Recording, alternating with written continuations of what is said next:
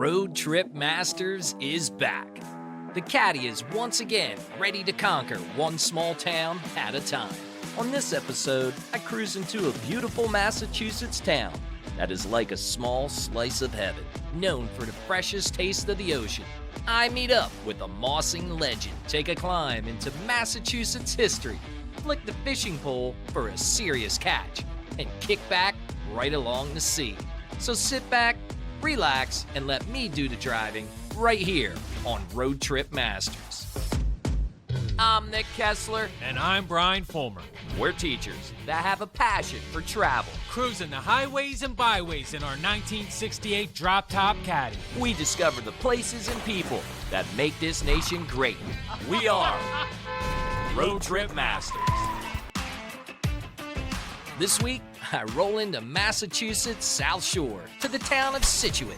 Landed about 30 miles outside of Boston, it is called home to around 18,000 New England residents who reside in seaside communities and neighborhoods. With the Caddy humming, it was time to settle in and find a place to call home for the next week. That's when I met up with Linda, who had the perfect seaside spot at the Inn at Scituate Harbor. All right, Linda, the Inn at Scituate Harbor, you emailed me a year ago, and finally, we are here. Yes. Beautiful place. Tell us about the inn. We have 29 guest rooms. They all have awesome views of the fishing pier and the lighthouse in Scituate Harbor. I mean, it's perfectly located. You're right here in the main hubbub. You got the docks right here. Everything within walking distance? Everything is within walking distance. You want to go out on a fishing charter or a sailboat cruise, award-winning restaurants, ice cream, probably all of our restaurants and all of our shops are all owned by local families. So yeah, you can park your car and you don't have to get in until you leave. Tell me about that suite. I know you got a suite. I know you got some double rooms. I know you got some other rooms. Tell us about them. So we have one suite. It's a fairly large suite and has 2 queen beds, a nice couple of sofas, sitting area, 2 TVs, and a high top to look out at the view. We also have some rooms with 2 double beds and some rooms with a king bed. So any sort of sleeping arrangement we can handle. It's amazing. And you know what? That's what the show's all about. We love this small town Americana. We love this small town feel. We're looking forward to our stay at the Inn at Scituate Harbor. Thank you for reaching out. That's what it's all about. Thank you for coming. You're welcome. After meeting up with Linda and settling into this harbor retreat, I decided it was time to hit the town and grab a bite. That's when I met up with Chef Dave, the master behind the fantastic food at the Mill Wharf, a family restaurant preparing only the freshest from the Atlantic.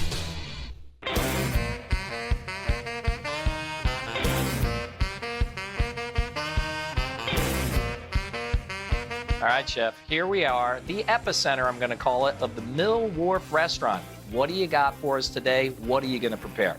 We got a lobster mac and cheese. Fresh lobster meat right from the ocean, right outside our door. When I come to a place like this, right on the ocean, I'm expecting that fresh seafood. Exactly. All right, let's dig in. What's the first step? What do we do? We have our fresh cavatelli pasta. We're gonna put that right in our boiling water. Next, we have our saute pan, a little olive oil, shallots, and garlic. Mix that up. Now, Chef, you gotta be really careful with that garlic, correct? You don't wanna burn it. And it could happen Just in an like instant. that. We're gonna get our fresh lobster meat. And we're off to a great start here. Toss that all in. Fresh shucked. Some herbs. Now, what herbs did you put in there particularly? Parsley, scallions. Just a little color, little flavor. We're gonna hit it with our heavy cream. Let that cook down. So you can see my pasta's getting there. Not in there that long, Chef, is it? No, it's fresh. We're gonna take our pan. I'm gonna add some fresh lobster stew to it, which we make in-house. It's delicious. All right. I see you got it prepped right there. Yeah. You can see it all coming together. That Yeah. thickness, that consistency Yeah. coming there. Bring that to a nice boil. We're gonna add our cheeses next. So now you said cheeses, plural. Yes. What's in it? Parmesan and Gruyere. All right. Gives it a little bite. I got to be honest, Chef, when you said lobster mac and cheese, I was like, this is going to be like the mac and cheese like I make for my kids at home. Oh, absolutely not. This is totally different. Now our pasta is all done. That was literally only in there for 5 minutes, that Yeah. pasta. It's fresh pasta, so it doesn't take long. Finish it with a little butter. Oh, yeah. Now we're gonna take this, it's all done. All right. We're gonna add our Ritz crackers. Now, there's a twist that you don't often see. The Ritz crackers. I think it's more of a New England staple. Put that under there for about a minute, just to brown up the crumbs. Oh, there's that crust. Look at that. All right, so we come over here. Here's the lobster mac and cheese plate. And there you have it. Man, beautiful. I see that sucker, chef. It looks absolutely stunning. Can't wait to get a spoon or fork. What am I going to use? Your choice. All I'd right. say fork. All right, can't wait to dive into this thing and give this baby a taste. Well, we set it back there in the kitchen. Chef was absolutely right. You got to keep it simple. You got to keep it fresh. You want to talk about comfort food? This is the dish to get at the Mill Wharf.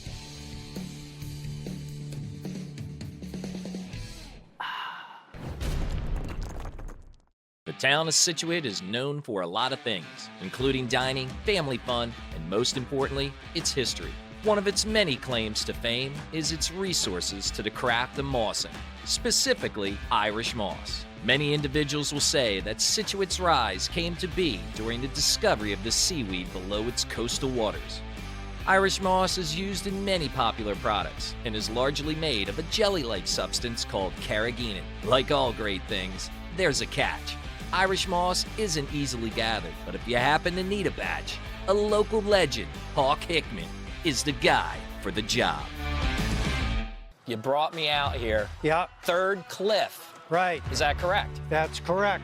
What are we going to experience today? We're going to experience something that most people in the world have never experienced. The gathering of the wild seaweed, Chondrus crispus, with all its nutritional values.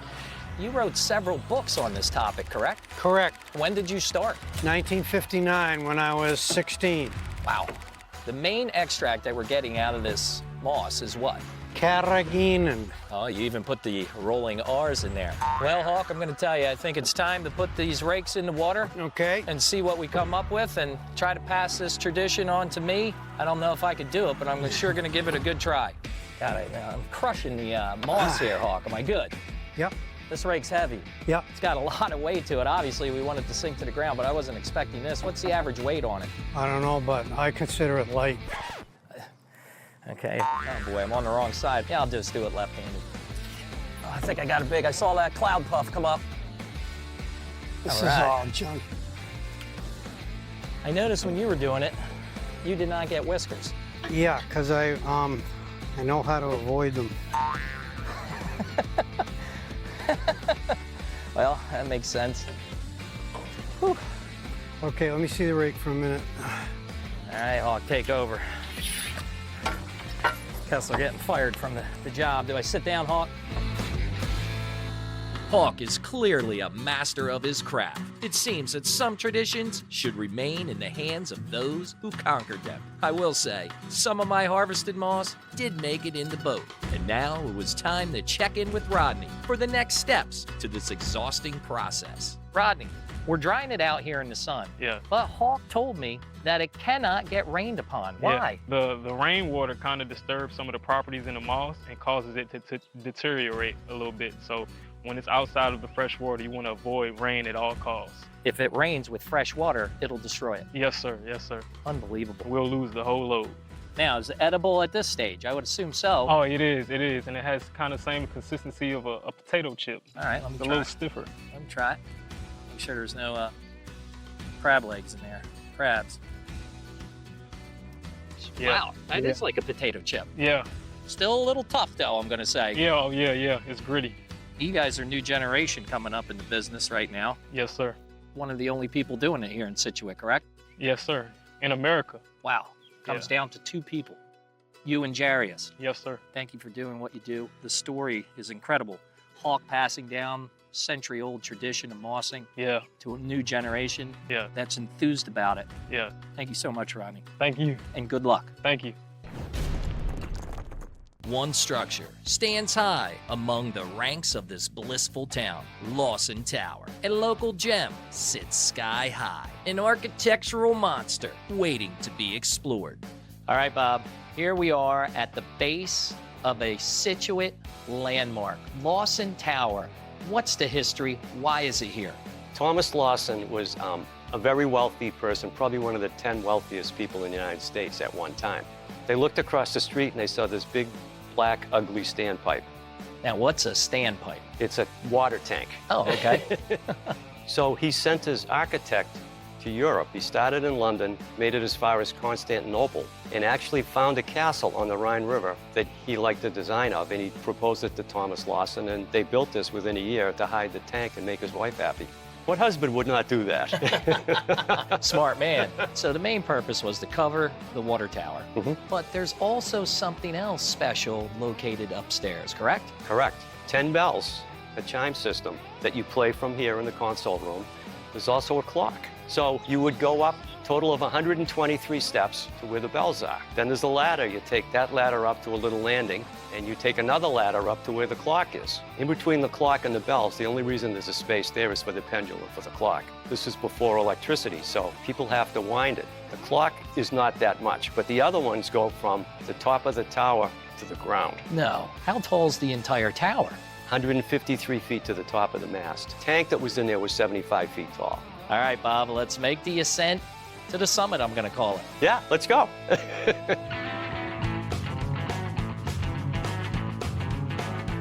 Bob, I'm telling you, that was a hike upstairs, but it was well worth the trip. Look at this. These bells are gorgeous. Tell us about them. There's 10 bells. They range from 300 pounds to 3,000 pounds. This is the 3,000-pound bell. Wow, right here. This strikes the hour, and it also is involved when they play the chimes at 7 a.m. and 6 p.m. every day. There's some other special things. Number one is this constant breeze coming off of the ocean. It's amazing. It's like 10, 15-mile-an-hour winds up here. Oh, it's awesome. In the summertime, it's a great place to be. But on a real windy day, if you're up here and you stand still, you can feel the tower move. Oh, get out. Yeah, which was designed. So, Bob, we got another special spot to explore, the clock. The clock. Yes, we do. The clock is upstairs through 2 ladders, but you'll see. All right, let's It's check exciting. it out. Let's go.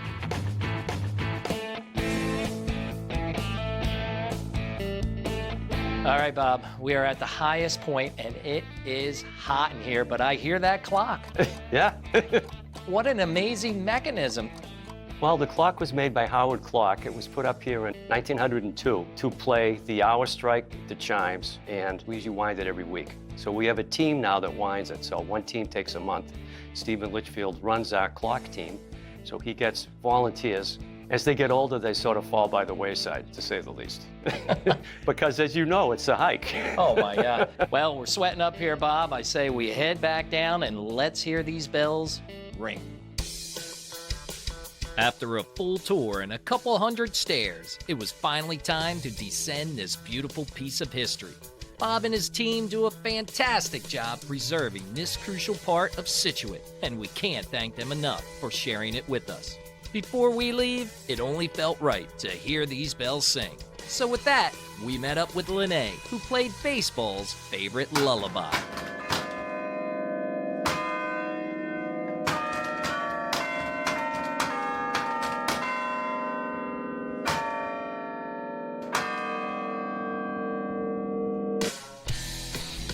Thanks to Bob, my exercise for the day had been accomplished. But after a nice hike to the top of a tower, nothing complimented the high heat like a fresh scoop of homemade ice cream. That's when I stepped into Nona's, a dessert gem, surely a promising location to regain a few calories. All right, Sarah, here we are. I'm gonna call this machine the Beast, because this is what powers Nona's, correct? Absolutely. Now, I think one of the big things about Nona's, all of your flavors are homemade, Correct. Yes. and it's all done right here. Yep. How many buckets a day are you putting out? Some days it's 120, some days it's 60, but it sort of depends on what's going on. Do we have enough ingredients? Do we have enough staffing? And how many flavors do you have? Between 30 and 40 usually. All right, well, I say let's power this beast up. All Let's right. watch it come out. Let's give it a run. And just like that, Sarah kicked this ice cream king into overdrive, only using ingredients guaranteed to make your mouth water. Out front, Chrissy would give me all the details on her one-of-a-kind dessert paradise. I'll tell you what, it's an honor to be here. Nona's Homemade Ice Cream, 20 years. All the recipes that you have here, are they your own? They are our own, but they're a conglomeration of a lot of people giving us recipes. When we started, everyone just wanted to give us recipes. But I used to make it at home as well, so I kind of knew what I liked. So many stores are not doing what you're doing, and it's all done right here in-house. We make it all, we have 2 stores right now, we make it all in-house, yes. Well, when we started, Nona said, you can't just make ice cream. You have to make good ice cream. It was finally time for my last stop in the Scituate journey. With the smell of salt in the air, it was only appropriate to hit the high seas with Captain Mike and Connor. 2 fishermen who have a serious talent when it comes to finding the perfect catch.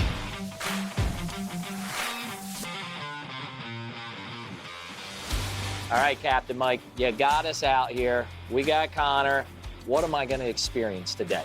We're going to pull some lobster traps when we leave the harbor. Hopefully get you some dinner for the galley a little bit later on.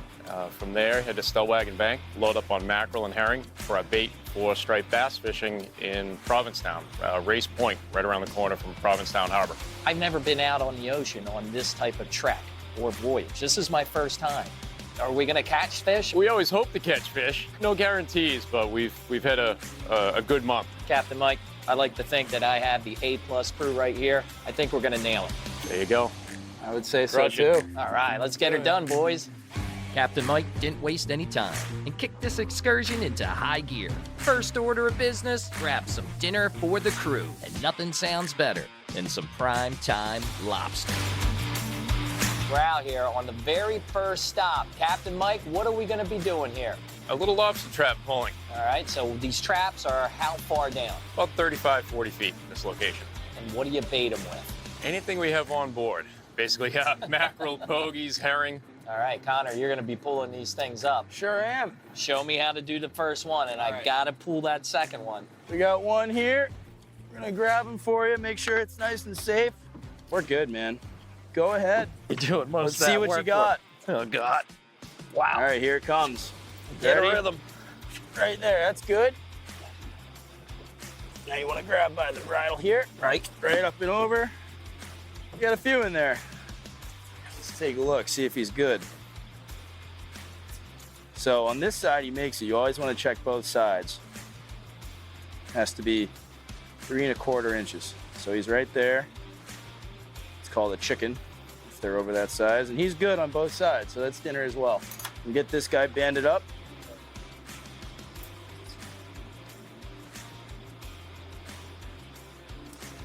In the pot. There's one more for us. With the lobsters bagged up, it meant dinner was one step closer to perfection. The only thing that would top off a sturdy plate is a solid catch from beneath Captain Mike's boat. This next stop required the fishing poles. All right, Connor, here we are out to the hunting ground. Yep. This is what we quested for. This is what we got mackerel for. What are we going to experience? We're here at Race Point. This is kind of like the mecca of striped bass. It has been for years. We're going to be dropping live baits on the striped bass. They're all up and down this line where you see these boats here. The mackerel and herring we caught earlier, we're going to drop them right down when we find them. When Mike gets on, we're going to get them right down to the depth. And then from there, we're going to catch plenty of bass. All right, yeah. All right, here we go. Wish us luck. You got one? Not yet. You got one? No. Yeah. Oh, Wait for it. Reel. You get them on? Fish on. Fish on, baby. Keep it tight, keep it tight. Fish on. There Yeah, you go. come on. My motion's so stiff like this, it's not as smooth as Connor's, but I got him on. Constant tension, correct? All right, it's coming up, I think. How are the biceps? The forearms are burning. They're on fire. Oh, here comes mine. Oh, that's a nice fish. Okay, ready? Yep. Keep The drag's working it. going out. Keep working it. Right there. Back up a little bit. All right. Nice work. Yeah. All right, we'll leave him right here for now. I'm gonna get the other fish. Woo! 'Cause we're doubled up, baby. Forearms are burning. On fire.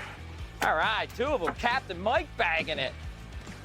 What's Okay. the proper technique on this guy? All right, you grab him right in the mouth and in the belly where my hand is. So this mouth first. Yep. Nice tight. Yep. Hang tight. And I'll grab this feel one. You feel their little teeth right there. Yeah, it's like sandpaper. Yeah, I was just gonna say it's like sandpaper. There it is, my keeper. Now, Connor, do I kiss it? If you'd like to kiss it, do whatever you want to do. Wait, do you actually touch the lip on it, or you fake it? On the lips, on the head, whatever you want to do. Yeah, but do I actually kiss it? Kiss it like Yeah, contact? just like this. Mwah. Just like that. Ooh, he jumped just like Laura does. Captain Mike and Connor definitely knew what they were doing. And after one bass, the floodgates opened. Bass after bass after bass. Scituate is filled with kind people. People who make this town what it is today. A place filled with culture, hard work, loyalty, and friendship. I tip my cap to this community and thank them for an unforgettable road trip. Until next time, I'm Nick Kessler. Stay curious, my friends. Safe travels.